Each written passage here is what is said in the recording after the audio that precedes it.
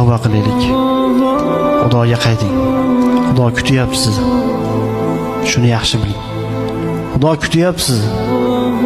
Noto'g'ri yo'llarda yuriyapsiz. Alloh aytayapti: "Fa ayna tazhabun?" Ey bandalarim, qayerga ketayapsan? Men bu tarafdaman, deyapti.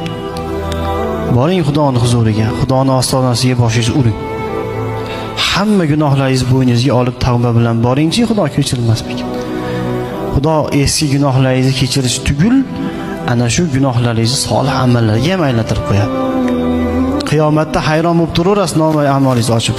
Mana bu solih amallarni Parvardigor men qilmaganman. Bu haj, bu umra, bu yetimlarning kafilligi, bu shuncha uy qurish, boshqa shuncha miskinlikka taom berish, bu savoblarni men qilmaganman, Parvardigor deysiz qiyomatda. Xudo aytadi: "Tavba qilgan joying bor." Bir joyda Xudo uchun tavba qilib gunohlaringni to'xtatib, yangi odam bo'lgansan. O'zgargansan.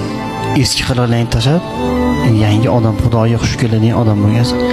Ana shu eski gunohlaringni men solih amallarga aylantirib qo'yganman. Alloh taolo Qur'oni Karimda "Estaizu billah fa ulaika yubaddilullohu sayyiatihim hasanat." Tavba qilganda men eski gunohlarini yaxshiliklarga, savoblarga aylantirib qo'yaman deydi.